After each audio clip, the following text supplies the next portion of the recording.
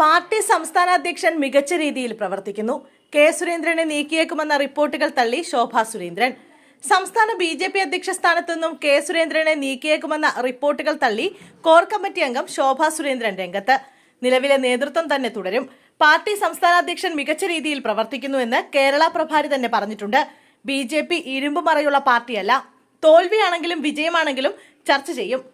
കൂടുതൽ വിഭാഗീയത ഉണ്ടെന്ന് വരുത്തി തീർക്കാൻ ചില മാധ്യമങ്ങൾ ശ്രമിക്കുന്നു.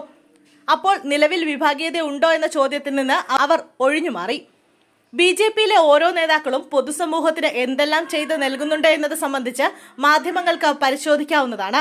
അതോടൊപ്പം കേരളത്തിലെ നിയമസഭയ്ക്ക് അകത്ത് കാലാകാലമായി ജയിച്ചു പോകുന്നവരും 5-10 കൊല്ലം MLA-മാരായി ഇരിക്കുന്നവരും എന്തെല്ലാം ചെയ്തുവെന്നതിന്റെ സർവേ റിപ്പോർട്ട് കൂടി എടുക്കാൻ മാധ്യമങ്ങൾ ശ്രമിക്കണം.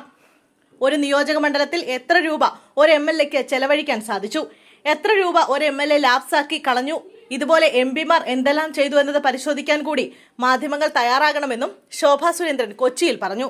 ബി.ജെ.പി. സംസ്ഥാന കോർ കമ്മിറ്റി യോഗം കൊച്ചിയിൽ ചേരുകയാണ്. പാലക്കാട് ഉപതെരഞ്ഞെടുപ്പ് പരാജയം സംബന്ധിച്ച ജില്ലാ ഘടകത്തിന്റെ റിപ്പോർട്ട് യോഗത്തിൽ ചർച്ചയാകും. പഞ്ചായത്ത് തെരഞ്ഞെടുപ്പിന്റെ മുന്നൊരുക്കങ്ങളും വിലയിരുത്തും. സംസ്ഥാനത്തിന്റെ ചുമതലയുള്ള ബി.ജെ.പി. പ്രഭാരി പ്രകാശ് ജാവ്ദേക്കറിന്റെ സാന്നിധ്യത്തിലാണ് യോഗം ചേരുന്നത്.